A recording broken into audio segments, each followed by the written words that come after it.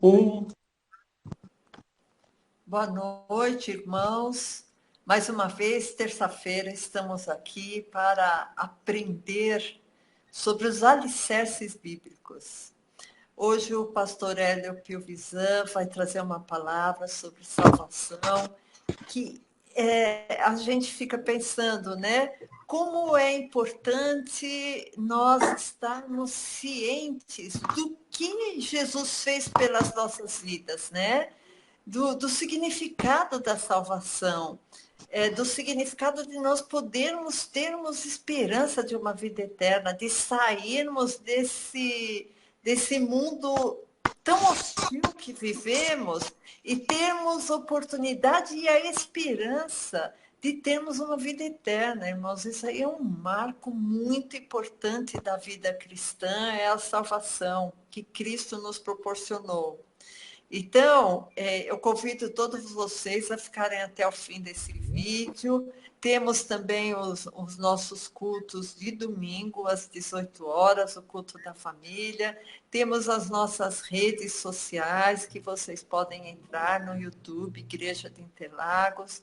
Temos também, quinzenalmente, o culto de doutrina. Então, você é nosso convidado. É um assunto fundamental que vai ser tratado hoje, e por isso eu convido vocês a pegarem o caderninho, o lápis para anotar o que for falado e ter muita atenção nas palavras que forem ditas aqui. Eu convido os irmãos a fazer uma pequena oração para darmos início à palavra. Amém? Senhor Jesus, nós te somos gratos, Senhor, por essa noite, pela oportunidade, Senhor, de podermos estar aqui, Senhor, aprendendo mais de ti, Jesus. Abra os nossos corações, abra os nossos entendimentos, Senhor, para que essa crescedora as nossas vidas, Pai. Abençoe todos os que vierem a ouvir essa palavra, Pai. Abençoe todos os aqui, Pai. Em nome de Jesus que eu te peço. Amém, Senhor. Amém, amém, pastor. amém. Então, boa noite. Né? Eu, na terça semana passada, eu havia dito que encerraria o assunto sobre salvação, mas eu repensei aqui e resolvi dar continuidade. Mais um capítulo sobre salvação e queria que você acompanhasse conosco, que você tivesse aí a sua Bíblia perto de você, embora eu vou colocar a Bíblia online aqui para você ver, né? E também queria que você anotasse, tomasse nota, porque nós estamos aqui fazendo uma escola, né? Estamos fazendo uma escola do alicerce bíblico. Eu quero que você tenha subsídios bíblicos sobre a fé que você professa, né? A fé que você confessa. Então, participe, ok? Anote, escreva. Essa preleção aqui vai ser gravada e depois eu vou disponibilizar no YouTube. Você pode olhar de novo, pegar alguns detalhes lá, mas façam anotações. É muito importante, viu? Muito importante você fazer isso. Nós temos um site, né, que é o www.igrejadeinterlagos.com.br. Aqui desse lado aqui, lá no nosso site, tem os nossos horários. E aqui em cima tem um botãozinho, chama ao vivo. Então você olha o horário ali, se você estiver naquele horário e apertar o botãozinho, você vai cair nessa sala aqui e vai participar do culto conosco. Tá bom? Muito bem, então vamos lá. Eu venho falando já há 5 semanas, essa é a 6ª semana, eu tenho falado sobre salvação, sobre alguns detalhes da salvação. Tá certo? Nós entramos em vários aspectos e eu quero ver se eu consigo fechar hoje esse assunto. Tá bom? Então, presta bem atenção no que a gente vai falar. Você realmente está salvo? Existe essa certeza da salvação? Às vezes a gente se pergunta assim, puxa vida, tem tantas coisas na minha vida, quando eu olho para a minha vida, tem tantas coisas erradas ainda na minha vida. Eu ainda faço coisas que eu não deveria fazer, né? Eu faço coisas que eu não consigo largar determinados hábitos ou determinadas coisas que eu faço e que eu sei que eu acho até que Deus não se agrada disso e tal. Aí você fica pensando, mas será que eu sou salvo? Será que eu vou entrar no reino de Deus? Será que eu vou ser chamado à direita, como está lá em Mateus? Né? Será que eu serei ovelha naquele momento ou eu vou ser bode naquele momento? Então, existe sim, essa dúvida é uma dúvida recorrente a todos os cristãos. Não é só privilégio seu. Todos os crentes se perguntam, será que eu sou realmente salvo? É? Então, nós vamos discutir um pouquinho sobre isso. Tá bom? Então, você vai perceber algumas coisas bastante interessantes nessa história aqui. A salvação, ela existe, né? Nós já estudamos isso. Vimos que a salvação, ela é um dom, é uma dádiva, é um favor de Deus para com o homem. Deus não tinha necessidade nenhuma de salvar o homem. É salvar do quê? A gente já discutiu isso. Salvar da lei de Moisés. A lei mosaica nos coloca na morte. Né? Isso a gente já viu amplamente. O salário do pecado é a morte e assim por diante. Tem vários versículos que nós estudamos. E a morte foi feita para quem peca. Né? Já discutimos isso. E eu já falei para vocês também que Jesus ressuscitou porque ele não podia ficar na morte. Porque a morte foi criada para aqueles que desobedecem à lei de Moisés. Né? Então Jesus não podia ficar lá. Por quê? Porque Jesus não pecou. Ora, se ele não pecou, a morte não serve para Jesus. Interessante, né? E o Senhor Jesus faz isso conosco. Quando nós cremos na obra de Jesus e aceitamos o seu favor, nós somos inseridos na salvação, na ressurreição de Cristo. Você vai ler em Romanos 6, que você vai ver isso daí. Né? Quando a gente aceita Jesus, nós somos inseridos na vida eterna. Né? Por isso que Jesus fala tanto de vida, porque a morte foi criada, né? A morte foi criada para quem peca. Então, se você peca, ou seja, se você é uma pessoa que não cumpre as ordenanças e aquilo que está escrito lá na lei de Moisés, então você merece a morte. O prêmio por você não cumprir o que está lá é a morte, que é o pior, vamos dizer assim, é o pior castigo que pode haver para um ser humano é a morte. Ninguém quer morrer. Né? Tá certo? Ninguém. Ninguém quer morrer. Se você não quer morrer, então creia em Cristo. Se você não quer morrer, aceite Jesus. É simples. Muito simples. Mas e aí? Eu aceito a Jesus, eu entendo que Jesus é o caminho para a salvação, mas eu não tenho certeza. E tem algumas religiões, algumas, não diria religiões, mas algumas igrejas ou algumas linhas de pensamento que vincula a sua certeza à salvação. Se você não tem certeza da salvação, é porque você não está salvo. Se você tem certeza da salvação, então você está salvo. Tem gente que pensa assim. Tá certo? Infelizmente, né? A salvação, ela não depende de você. Ela depende totalmente da vontade de Deus.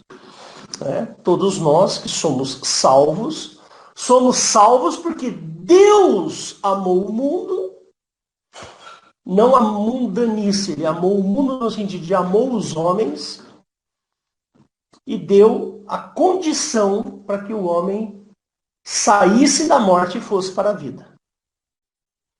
Né? Isso aí é um fato cristão. Você lê a Bíblia, você vai encontrar isso no Novo Testamento abundantemente. Né? Então, quando nós cremos em Jesus, nós temos o poder de sermos feitos filhos, que é o que está lá em João capítulo 1, verso 12. Né? Então, crer não é o fim da história. Crer é o começo da sua história. Percebe? Vou mostrar aqui para você. Espera aí. Eu tenho que me acostumar aqui. Gente, eu estou super cansado, viu? Compartilhar. Então vamos ver lá. João, você já viu esse versículo 1 bilhão de vezes? Vai ver mais 1 bilhão e uma vez. Olha lá. Todos quanto receberam. O que significa receber a Cristo? Receber a Cristo é crer nele. Falar, poxa vida, realmente, né? Jesus é o Filho de Deus. Jesus veio para salvar o homem. Eu acredito nisso. Eu creio. É verdade. Bom, se você o recebeu, então ele te deu um poder. Olha lá. O poder de ser feito filho. Você não está dizendo aqui, todos quando o receberam, tornou-se filho de Deus. Não é o que está escrito. O que está escrito é que você tem o poder de se tornar filho de Deus. Para você ser filho de Deus, existem alguns requisitos aí que você vai ter que caminhar. Né? Não tem jeito. Mas você tem o poder. Esse poder é o poder de escolha. Eu não gosto da palavra livre-arbítrio. Eu já falei isso para vocês. Né? Eu não gosto dessa palavra. É uma palavra meio manjada, sabe? É uma palavra meio livre-arbítrio. Não, você tem o poder de escolha. Quem escolhe as coisas para a sua vida é você. Né? Quando a gente se deixa influenciar por alguma coisa, quando você gosta de uma ideia e você se deixa influenciar por essa ideia, a culpa não é da ideia, a culpa é sua. Né? Vamos dar um exemplo aí. Né? Vamos dar um exemplo para você. Eu sou de um...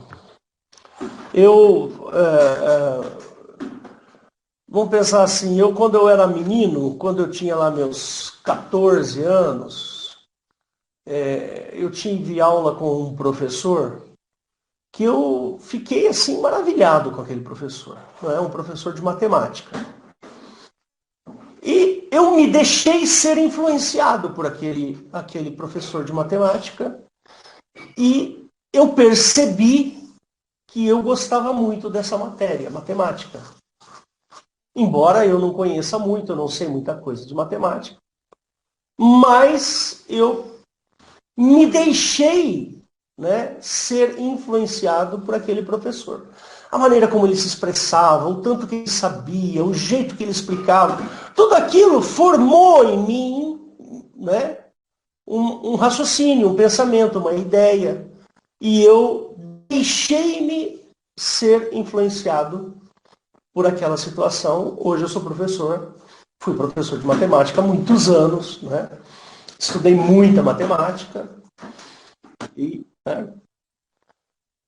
estou aposentado já, né, como professor de matemática e física. Né? Essas são as situações. Então, o livre-arbítrio é o seu poder de escolha. Bom, eu quero levantar daqui para lá, eu vou. Eu quero ficar aqui, eu fico. Eu escolho. E funciona desse jeito. Quando você aceita Jesus, ou seja, quando você gosta da ideia de que Cristo é o Salvador, quando você gosta da ideia de que Cristo é o Filho de Deus, quando você gosta da ideia de que Jesus é Deus, aí você recebe de Deus um poder. E este poder é tornar-se filho de Deus. Não é? Então, a salvação, ela depende da sua escolha. É você quem escolhe. Eu não posso escolher por você ou pelo meu filho. Por isso que nós, evangélicos, crentes, nós não gostamos da ideia de batizar crianças. Né? Nós não gostamos dessa ideia. Por quê? Porque a criança não tem o poder de escolha. Ah, você poderia argumentar assim, mas você, pai, pode escolher pelo seu filho. Até os 18 anos, quem escolhe é o pai. Tá, tudo bem, mas eu acho que a fé é uma coisa muito íntima, a fé é uma coisa extremamente pessoal, uma coisa muito profunda, né? Ela habita lugares dentro da gente que a gente mal pode explicar. Isso é a fé. Então, a gente não tem como batizar uma criança. Por quê? Porque a criança ela precisa ter compreensão da fé, não é? Então, nós não acreditamos que uma criança seja batizada logo que nasce. Eu não gosto dessa ideia. Eu gosto da ideia da decisão. Então, o sujeito chega lá, meu filho tinha, sei lá, 11, 12 anos, 13 anos talvez. Ele chegou e falou, pai, eu quero me batizar. Eu falei, Daniel, você tem certeza? É isso mesmo que você quer? Claro, pai. Pô, tem que nem perguntar para mim. Ah, fui lá e batizei meu filho. A Raquel, a mesma coisa. Pai, sei lá, tinha 15 anos, talvez menos do que 15. Pai, quero me batizar. Onde eu posso me batizar, pai? Naquela época a gente estava indo numa igreja aqui perto. Tá, filha. Vamos fazer um estudinho de batismo aí e tal, não sei o que. Pai, batiza. Batizei a minha filha. Aí foi a Raquel, a Esther. Pai, quero me batizar. Percebe? São decisões que a gente tem que tomar. E a decisão ela não é uma decisão para uma religião, mas é para uma vida eterna. É diferente. É diferente, por exemplo, em algumas igrejas. Para você frequentar essa igreja, você tem que batizar aqui nessa igreja. Eu conheço igrejas assim. Não, se você não batizou aqui, então não. Aí você tem que batizar para entrar naquela religião. Então, eu não acredito nisso. Eu fui batizado, eu tinha 18 anos. Fui batizado lá em Campinas. Né? Se não me falha a memória, foi dia 2 ou 3 de agosto de 1981. Fui batizado. Ninguém expediu um certificado de batismo para mim. Não tenho certificado de batismo. Ninguém escreveu uma ata, lavrou na ata que eu fui batizado. Não preciso disso. O meu problema é eu com a minha fé. Então, eu me batizei. Não preciso provar para ninguém que eu me batizei. Percebe? Mas a salvação, então, ela existe. E a gente precisa conservar a salvação. Né? Daqui a pouco eu vou mostrar duas linhas de pensamento antagônicas, bem antagônicas, que é o calvinismo e o arminianismo. Né? O calvinismo acredita de um jeito, o arminianismo acredita de outro jeito. São antagônicos, são polos opostos. Eu vou mostrar daqui a pouco para você. Conservar a nossa fé. Quando nós falamos em conservar a nossa fé, nós estamos conservando a nossa salvação. Ou seja, eu deixo de ser influenciado pelo mundo e passo a ser influenciado pela palavra de Deus. E aí, a partir deste momento, então, quando eu tomo a decisão de ser influenciado pela palavra de Deus, eu estou então conservando a minha fé. Eu estou conservando a minha vida cristã. Estou deixando com que a minha vida cristã toda fique em ordem. Mas eu não consigo deixar tudo em ordem de uma hora para outra. Não é assim. Né? É muito comum as pessoas pensarem da seguinte maneira. Poxa vida, mas eu ainda minto. Eu acho que eu não vou ser salvo. Eu tenho esse defeito da mentira. Ou então, uma pessoa muito fraca. Muito fraca. Ela está sempre fraquejada, está sempre fraca, está sempre... Acho que eu não vou ser salvo. Acho que não. Percebe? E assim vai. Né? É muito comum a gente achar que não é salvo. Mas ser salvo ou não ser salvo não é uma questão de você acreditar que é salvo ou não. Como eu disse logo no começo, existem linhas de pensamento que falam assim, se você tem certeza da salvação é porque você é salvo. Se você não tem certeza da salvação é porque você não é salvo. Isso é mentiroso, isso é uma falácia. Isso é uma coisa muito errada. É uma falácia, isso é mentira, não está na Bíblia isso. Isso não é bíblico. Entendeu? O que é bíblico? O que é bíblico é, olha, você tem, por exemplo, lá o Valdo leu no domingo, falou assim, eu não me lembro agora o versículo do Valdo, talvez você possa me ajudar aí lembrar. Eu acho que é Coríntios ou Romanos, não sei. Nem os idólatras, nem os efeminados, nem os beberrões herdarão 1 o reino. Coríntios 6, 9. 9 e 10. Vamos lá. Obrigado, Valdo. 1 Coríntios 6, 9 e 10. Está lá. Então, vamos ler esse versículo aí. 1 Coríntios 6, é que eu estou bem cansado hoje, viu? Ele fala assim, ó. Não sabeis que os injustos não hão de herdar o reino de Deus? Não erreis, nem os devassos, nem os idólatras, nem os adúlteros, nem os efeminados, nem os sodomitas, nem os ladrões, nem os avarentos, nem os bêbados, nem os maldizentes, nem os roubadores herdarão o reino de Deus. Está aqui. Ó. Eu me converti. Eu sou, por exemplo, um adúltero. Eu sou um adúltero, mas eu me converti. Ora, deixe de adulterar. É simples. Você é um avarento.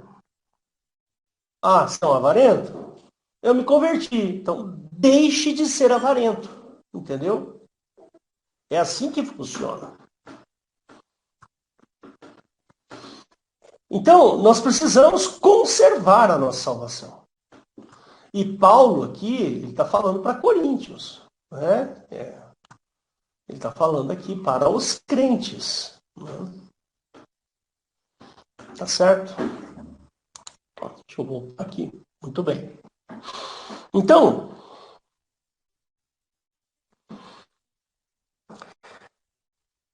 você precisa estar atento a esses detalhes. Eu vou fazer uma lista aqui agora, se você está anotando, então eu sugiro que você comece. Porque eu vou pôr uma lista de coisas que a Bíblia, que o Novo Testamento diz a respeito dessa história do desviado. Pessoa que se desviou. Um dia ele foi crente, aconteceu alguma coisa, ele deixou de ir para a igreja e voltou para os velhos hábitos. Né? Ele voltou para os velhos hábitos. Então, tá lá, sujeito, crente, fervoroso, tal, não sei o quê, ele passa por uma dificuldade, ele desanima e volta para trás. Esse termo, desviar-se, ou ele está desviado do evangelho, não existe esse termo no Novo Testamento, não tem essa palavra lá. Porém, o assunto é tratado no Novo Testamento sobre o fato da pessoa estar desviada. Então, esse assunto é recorrente. Eu vou passar para você uma lista diversos sobre esse assunto. Tá? Então anote aí, pega seu lápis. O Novo Testamento nos adverte contra esse tipo de atitude. Só que ele usa outros termos, né? E para você ter certeza da sua salvação, essa lista que eu vou te passar, ela é muito importante. Por quê? Porque você pode se corrigir. Você pode olhar para isso e se corrigir. É isso que é bacana no Evangelho. O Evangelho, você se converteu, você pode estar convertido, a sua vida não está muito certa. Mas Jesus, ele pode te auxiliar a corrigir essas questões. Percebe? Então, a Bíblia ela é farta nessas ajudas, porque o Senhor Jesus sabe que a condição humana é terrível. Vou dar um exemplo. Se você pegar uma criança, um jovenzinho, sei lá, 14, 12, você pega o evangelho, o cara aceita o evangelho, se converte, é uma maravilha. Esse garoto, ele vai crescer na sua vida com novos hábitos e com novas atitudes. A vida dele vai ser, a vida, eu estou falando espiritual, a vida cristã dele, vai ser mais fácil. Por quê? Porque esse sujeito, ele não vai adquirir hábitos dos adultos, por exemplo, porque ele ainda é uma criança. Então, quando chegar aquele momento de adulto que ele vai escolher por um pecado, ele fala, não vou fazer isso, não vou cometer esse pecado. Agora, você pega um sujeito mais de idade, sei lá, o cara tem 40, 50 anos. Aí, o sujeito fuma, o cara está acostumado com determinadas coisas, você prega o evangelho, o cara se converte, mas não consegue largar de fumar. E aí? Percebe? Ele não teve tempo para escolher. Não teve tempo para escolher. Não deu tempo. O cara, ele está tão viciado naquilo que ele, mesmo convertido, ele não consegue largar. Ele tem muita dificuldade para largar. Percebe?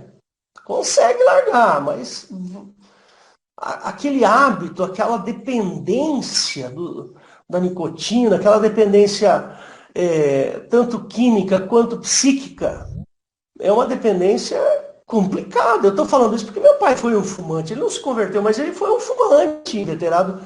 Quando ele meu pai morreu com quase 80 anos. Quando ele tinha 50 e poucos anos, ele foi acometido de uma trombose nos pés e nos dedos das mãos, em função da nicotina. E ele passou dos 50 aos 80, 30, quase 30 anos, tentando parar de fumar e não conseguia.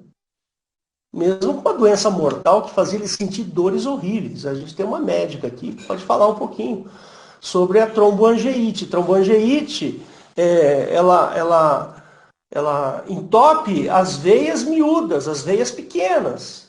O meu pai era violonista.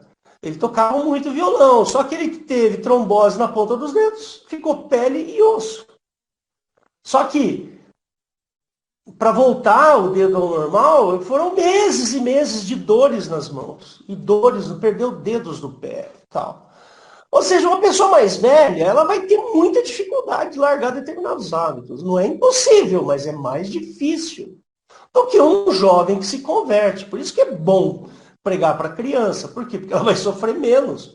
Ela vai tomar decisões melhores ao longo da sua vida. Né? Tá certo? Mas nós precisamos conservar a nossa fé. Precisamos conservar.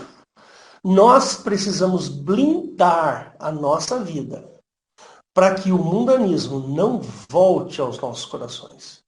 Percebe? Porque a Bíblia fala que aquele que se constitui amigo do mundo, constitui-se inimigo de Deus. Né? Então, embora eu tenha alguma amizade com o mundo, embora eu tenha alguma dependência das coisas do mundo, mas eu rejeito, eu não quero. Eu rejeito, eu falo, isso está errado, eu vou lutar, vou orar, vou buscar a Deus para vencer isso na minha vida. Percebe? Porque eu não quero ser amigo do mundo, eu não quero depender do mundo. Eu quero ser de Jesus. Esse é o pensamento do crente. O crente pensa assim, né? Tá certo? A gente não fica negociando, percebe? Fazendo negócios com a nossa fé. Né? O crente, ele não tem que fazer negócio com a fé. Ele tem que crer em Jesus, entender que Jesus subiu naquela cruz com um amor incrível por mim, verteu aquele sangue com uma dor terrível, foi vituperado, escarnecido, cuspido por causa de mim, e eu vou rejeitar a minha fé? Ou eu vou negociar com o mundo? Não. O crente, aquele que ama a Cristo, ele não negocia. Ele tem defeitos, tem práticas antigas, mas ele vai lutar com unhas e dentes, porque ele não quer entristecer a Cristo. Né? Então vamos lá. Nós podemos dizer que o desviado, aquele que se desviou, anota aí. O desviado, ele esfriou a sua fé. A Bíblia usa esse termo. Está em Mateus 24, 12. Vamos lá. Vamos lá, Mateus 24, 12. Você conhece bem esse versículo. Aliás, é um versículo tremendo. E fala assim, ó. E por se multiplicar a iniquidade, o amor de muitos esfriará. Então tá aí. Esse sujeito, esse desviado, ele obedecia à palavra de Deus, mas num determinado momento, né, o mundanismo impediu o seu crescimento e a sua purificação. Tá certo? Eu estou falando um pouquinho mais lento aqui, que é para dar tempo para você escrever aí. Quer dizer, eu creio que você está escrevendo, né, meu irmão? Senão eu vou aí puxar sua orelha. Né? Então, essa questão do mundanismo, tá, você conhece esse texto muito bem, Mateus 13, 22. Então, está aqui, ó, Mateus 13, verso 22. Você conhece bem esse versículo. Né? Por isso, 13, 22. E o que foi semeado entre os espinhos é o que ouve a palavra, mas o cuidado deste mundo e a sedução das riquezas sufocam a palavra, né? E fica infrutífera. Está aí. Então, o mundanismo impediu o crescimento espiritual. Né? Tá aí. Outro termo interessante que ele coloca, que ele usa, é o arado. Ele fala do arado, né? Ou seja, ele pôs a mão no arado, mas olha para trás. Então, pôr a mão no arado e olhar para trás é um outro termo. Está lá em Lucas, né? 6:62. Lucas 6, 62. Será que eu anotei errado? Lucas 6. Será que é 6:2?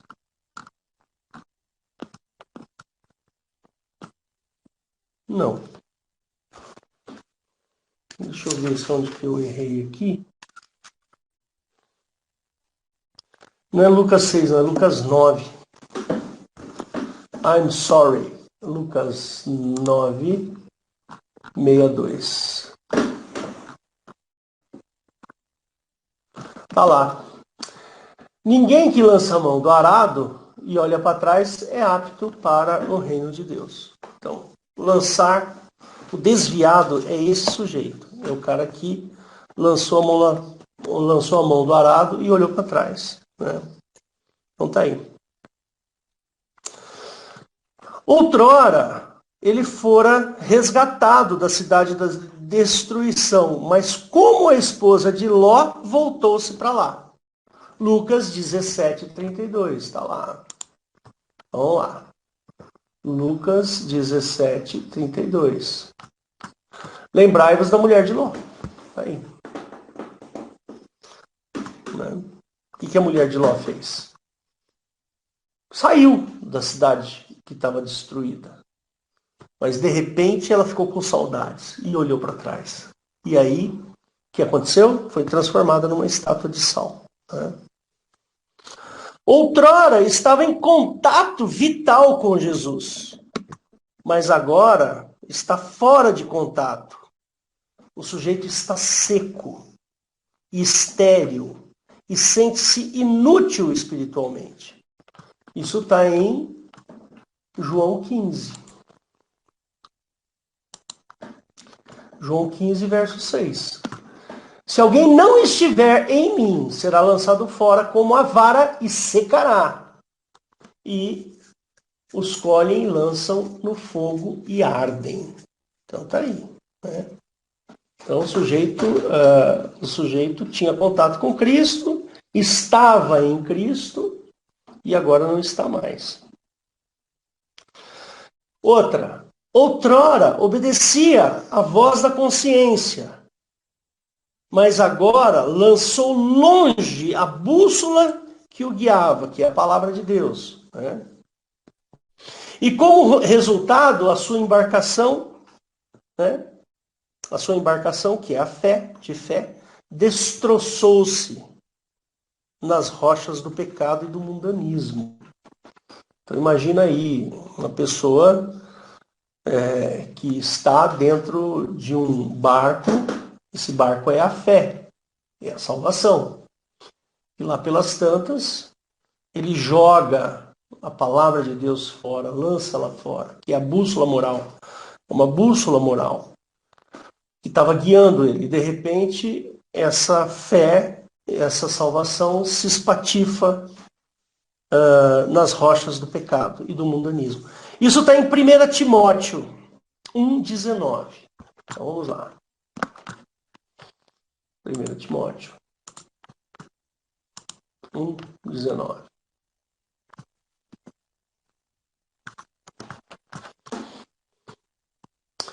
Conservando a fé e a boa consciência, a qual alguns rejeitando, fizeram naufrágio na fé. Então tá aí. Naufragaram. Outrora, alegrava-se em chamar-se cristão. Ele gostava, mas agora ele tem vergonha de confessar o Senhor Jesus. Esse é o desviado que a gente chama, né? E isso está em 2 Timóteo 1,8.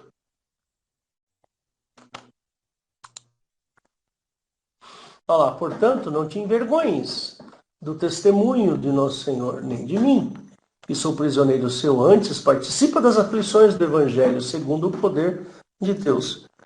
Então tá aí. Vê o 2,12 também. Lá no 2,12, ele fala assim: se sofremos, também com ele reinaremos. Se o negarmos, também ele nos negará. Então tá aí. Tá anotando aí, meu irmãozinho? Ótimo, muito bem. Outrora ele estava liberto. Estava livre da contaminação do mundo. Mas agora voltou a se sujar como a porca que volta a se revolver na lama.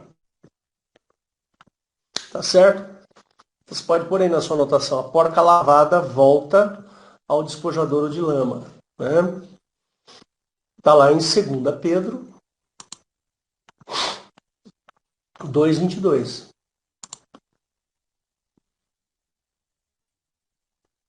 Então tá aí. Porquanto, se depois de terem escapado das corrupções do mundo pelo conhecimento do Senhor e Salvador forem outra vez envolvidos nelas e vencidos, tornou-se-lhes o último estado pior que o primeiro. Né? Tá aí. Aí ele continua, né? Ele continua, ele fala assim, porque lhes fora melhor, porque melhor lhes fora não conhecerem o caminho da justiça, do qual, conhecendo-o, desviaram-se do santo mandamento que lhes fora dado. Né? Deste modo, sobreveio-lhes o que por um verdadeiro provérbio se diz: o cão voltou ao seu próprio vômito e a porca lavada ao despojadouro de lama. Então a resposta é sim. A resposta é possível sim decair da graça. É possível decair da graça. Se você quiser colocar isso como perder a salvação, sim. Mas a questão é saber se a pessoa que era salva teve esse lapso. Pode finalmente perder-se? A resposta sim. Né? Algumas doutrinas, e aqui que eu vou falar algumas coisas interessantes, o calvinista, eu vou falar já já dele, ele vai dizer que não, mesmo que você volte ao vômito, mesmo que você volte ao despojadouro de lama, você não perde a sua salvação. Mas aqui ele está falando que o último estado é pior do que o primeiro. Né? Então é complicado, né? Muito complicado isso. Muito bem, então vamos falar um pouquinho sobre Calvino. João Calvino, ele nasceu na França em 1509 e morreu em 1564. Né? E ele diz que aprendeu, vou fechar aqui só um minutinho, peraí, para você me ver de novo. João Calvino nasceu na França em 1509, morreu em 1564 e diz que aprendeu de Santo Agostinho, né? Que é o grande teólogo, né, do século IV depois de Cristo. Né? Então ele diz que aprendeu. E Santo Agostinho fala que aprendeu essa, vamos dizer, essa teologia, ou essa teoria, né, da predestinação do próprio apóstolo Paulo. Não parece, né? Não estou criticando Santo Agostinho ou o calvinismo, não é isso. Eu estou colocando a minha visão, a visão, vamos dizer assim, a maneira que eu escolhi. Eu escolhi para minha vida, né, não é o calvinismo que eu escolhi para minha vida. Eu acho, pelo que a gente acabou de ver, né, que é possível mesmo você voltar e ter um estado pior do que o primeiro. Né? O primeiro estado é de não convertido. Aí você se converte e sai da fé. Aí ele fala que o estado agora, o estado desse sujeito que saiu da fé, é pior do que o estado do cara que não tinha conhecimento do evangelho anterior. Percebe? É isso que ele quer dizer. E a doutrina calvinista, né, a salvação, ela provém inteiramente de Deus. Inteiramente de Deus. Né? É isso que ele diz. O homem não tem controle sobre a sua salvação. Isso é o que diz a teoria calvinista. Né? E ele baseia em alguns versículos. Então ele toma por base, né, eu queria que você anotasse, tá? Quero que você anote aí, os versículos que o calvinismo se baseia. Né? Então anota aí. João 10, do 28 ao 29.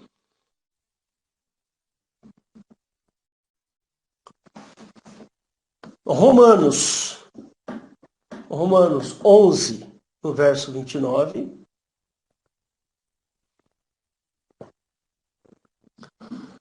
Filipenses 1, verso 6. Filipenses 1, verso 6.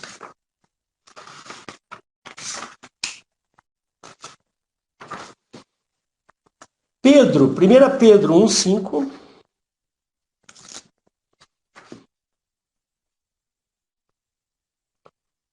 Romanos 8, 35.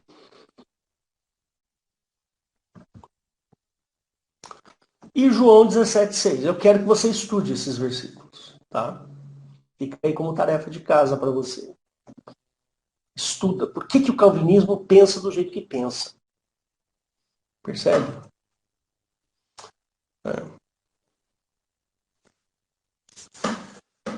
Maravilha. E a segunda teoria é a teoria de um tal de arminianismo, que é o que nós entendemos melhor que o calvinismo, né?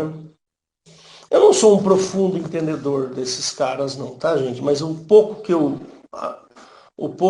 eu estudei já me dá um pouquinho de entendimento, né? Talvez o arminianismo ele questiona o calvinismo, por isso que sai uma teoria do Jacob Arminio.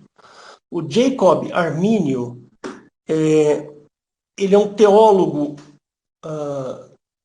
holandês, né? Nasceu em 1560, ou seja, bem ali perto da morte do Calvino, né? E morreu em 1609. O cara morreu com 49 anos, né? E ele escreveu umas coisas muito importantes, né? Ele questiona o calvinismo, né? Então, pela teoria do Armínio, a vontade de Deus é que todos os homens se salvem, né? Todos sejam salvos. Porque Cristo morreu por todos. Então anota aí, Cristo morreu por todos. Lá no calvinismo, se você crer,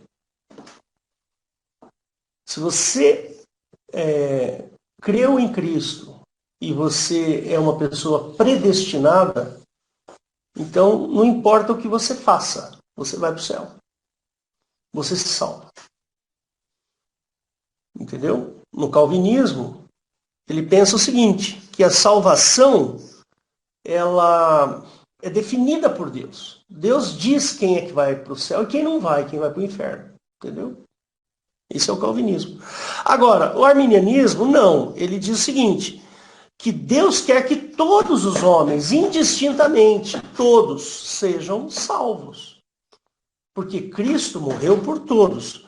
E os versos que embasam essa ideia anotem aí. Então vamos lá.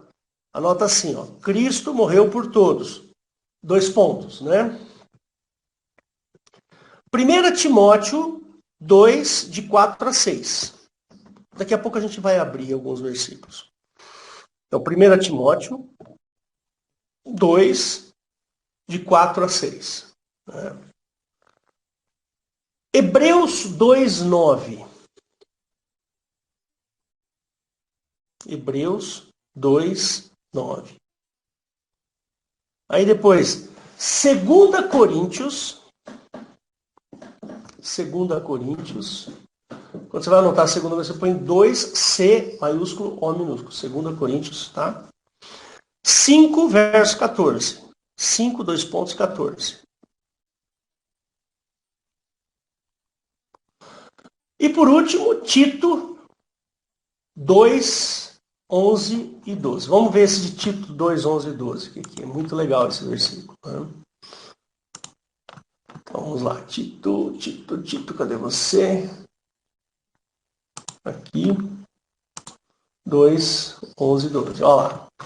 Porque pela graça de Deus se há manifestado trazendo salvação a todos os homens. Está aqui, ó. Né? Ensinando-nos que, renunciando à impiedade e às concupiscências mundanas, vivamos neste presente século sóbria, justa e piamente. Está aí. Todos os homens. Né?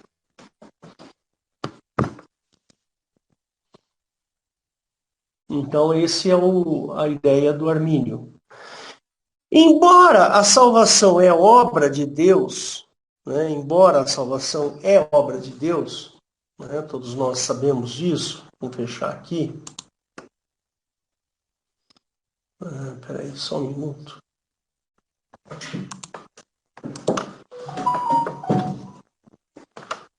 Tá aqui.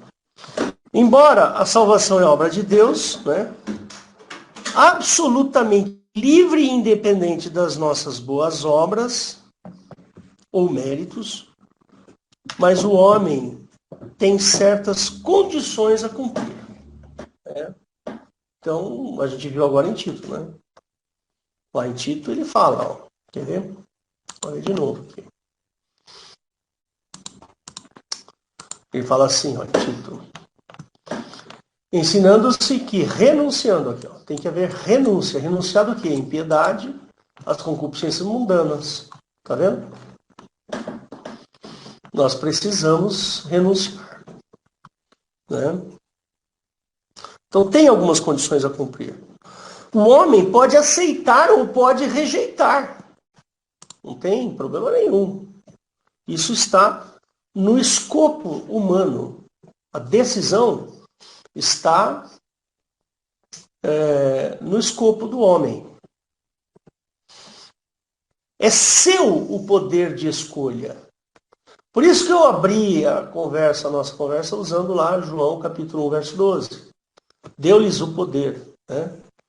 Então, Deus te dá um poder e você exerce esse poder ou não. Você escolhe. Né? A palavra predestinação, que está em Romanos 8. E eu anotei errado aqui, hein, velho? Deixa eu ver aqui, peraí. Só um minutinho que eu vou ver se eu anotei errado. 8. Acho que é de 28 a 30, é isso mesmo. Romanos 8, de 28 a 30. Deixa eu pôr aqui na tela para você. Então ele fala assim, ó, presta atenção. E sabemos que todas as coisas contribuem juntamente para o bem daqueles que amam a Deus, daqueles que são chamados segundo o seu propósito. Porque os que dantes conheceu, também os predestinou, a palavra predestinou aqui, para serem conformes à imagem do seu Filho, a fim de que ele seja o primogênito entre muitos irmãos. E aos que predestinou, a esses também chamou. E aos que chamou, a esses também justificou. E aos que justificou, a esses também glorificou. Então, essa palavra predestinação, ela é muito mal interpretada. Né? Ela é muito mal interpretada. Carece estudo isso. Nós precisamos estudar esse assunto. A predestinação que ele está usando aqui não é aquela predestinação calvinista. Não. É mais ou menos assim, olha. Imagina que você está num... Que a salvação seja uma porta de entrada para um determinado quarto, um determinado local. Aí você está escrito assim na porta, né? Porta da salvação. Né? Aí do lado tem a porta da perdição. Aí você fala assim, eu vou entrar na porta da salvação. Aí você abre a porta. Lá dentro está escrito assim, o seu destino aqui é o céu. Então você entrou na porta da salvação. Né? Você escolheu. Agora, o corredor que aquela porta tem por fim a salvação. Então aquele lá predestinou. Aquele lá está predestinado. Não é predestinado que alguém escreveu num livro que você vai ser salvo. Não. Está predestinado porque Deus fez alguma coisa que permitiu que você trilhasse esse caminho. Uma vez você trilhando, você chega lá. É nesse sentido de predestinação. Percebe? É assim que funciona a palavra predestinação. Ora, Deus nos predestinou à salvação. Claro, Ele foi lá, criou a salvação, de alguma maneira, que a gente já estudou, e eu opto por ela. Ora, se eu opto pela salvação, o fim do meu destino é a salvação, percebe? É neste sentido que a palavra predestinação significa na Bíblia. Não é uma contradição. Por quê? Porque nós aqui os ocidentais, tem uma visão de predestinação como sendo algo que foi escrito nas estrelas, sabe? Aquela coisa meio poética assim. Alguém escreveu, né? O Deus, um determinado Deus do panteão foi lá e escreveu: o Hélio nascerá dia 20 de fevereiro de 1963. No dia 10 de março de 1988, ele conhecerá uma mulher e ele a pedirá em namoro. E não é isso, percebe? A predestinação não é assim. Não. Percebe? Por exemplo, você começa a trabalhar numa empresa, você está predestinado a receber o salário por trabalhar naquela empresa. Percebe? Você entrou lá, o destino te leva a você receber o salário. Você está predestinado, ao entrar naquela empresa, a receber o salário, porque aquela empresa existe, ela paga, e etc, etc, etc. Por isso que eu falo que a palavra predestinação na Bíblia, ela é muito mal interpretada. A gente não pode pegar eu gosto muito dessa frase do Esdras, o pastor Esdras, ele fala assim: a gente não pode pegar um versículo na Bíblia e fazer deste versículo uma doutrina. Não é assim. Tá certo? Não podemos fazer isso. A gente tem que olhar aquele versículo e ver no contexto o que é que significa. Né? Tá certo? Vejamos o seguinte: Deus predestina todos os que querem ser salvos. Ele dá um destino. Percebe? Ele prevê, ele constrói um local que, se você optar pela salvação, você será deslocado para aquele lugar.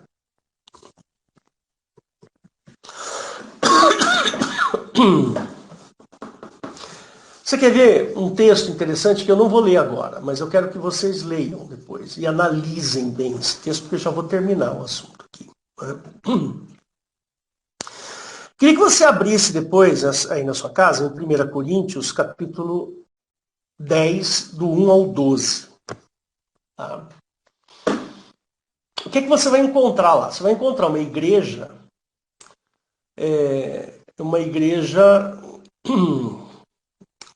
orgulhosa, jactante. Percebe? Ela é jactante. Jactante é assim, uma pessoa cheia da razão, cheia da empáfia, cheia da certeza, percebe? Isso significa jactância, né? Orgulhosa. Né? Sinônimo de jactância é orgulho, mas é mais do que orgulho, jactância, tá? Então, você vai encontrar ali uma igreja jactante pelo fato de ser crente. Eles se acham o máximo, eles se acham bons, percebe? Eles se gabam de ser crentes. Porém, eles vivem uma vida espiritual medíocre. Eles se acham o máximo por terem dons espirituais, por ter salvação. Mas a vida espiritual deles é medíocre. Então você dá uma lidinha nesses versículos aí, 1 Coríntios 10, do 1 ao 12, sobre essa empáfia aí, essa jactância da igreja de Coríntios. Né? E aí eu encerro o meu assunto. Eu queria que você estudasse um pouquinho mais sobre o calvinismo. Né? O calvinismo, ele crê na predestinação. Eu incentivo você a entender o que diz o calvinismo. Dá uma procurada na internet, leia alguma coisa para você saber o porquê que a gente rejeita o calvinismo. Eu rejeito o calvinismo, eu não aceito, eu não gosto da ideia calvinista. De que você é predestinado à salvação e Deus escolhe quem vai para o céu e quem vai para o inferno. Né? Ou seja, seríamos apenas, a meu ver, tá, gente? A meu ver, eu seria apenas um puppet, né? um bonequinho na mão de Deus. E não é assim que Deus nos trata, Ele nos trata com amor. Né? Então, o amor de Deus prevê a nossa decisão, né? O amor de Jesus prevê a nossa decisão. Tanto é que Jesus vem justamente para dar-nos a opção. Percebe? A morte de Cristo, quando Jesus vem e morre na cruz, ele vem justamente para nos dar opções, porque antes a gente não tinha. O destino estava predestinado a morrer de qualquer jeito, porque você não ia conseguir cumprir nunca as leis de Moisés. Percebe? Mas Jesus vem e nos dá essa opção e fala, olha, todo aquele, né? Todo aquele, Jesus usa muito essa palavra, todo aquele que crer, né? Todo aquele que o receber, né, tem o poder de ser feito filho. Ora, se eu tenho o poder de ser feito filho, então Deus não tem o poder de me predestinar ao inferno ou me predestinar à salvação. Porque quem faz a escolha sou eu. E aqui eu encerro, então, essa série de estudos. Agora eu encerro mesmo, de verdade, tá? E fica aí uma dica, que você estude esse assunto, que você se prepare, porque você vai ser questionado. Né? Você vai ser questionado. Eu convivi com muitos calvinistas, eu frequentei a igreja presbiteriana. A presbiteriana vamos dizer assim, é uma das principais calvinistas do Brasil, né? Eu conheci muitos calvinistas e é complicado, porque existe realmente alguma coisa ali que os faz ficar de uma certa forma um tanto quanto jactante, né? Tá bom?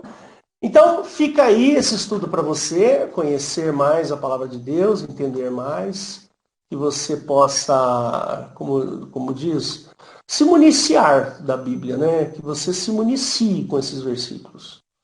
Né? Passa um determinado momento ali, estudando e revendo. Eu vou encerrar aqui a gravação, pedir para o Valdo só assumir aí, enquanto eu encerro a gravação.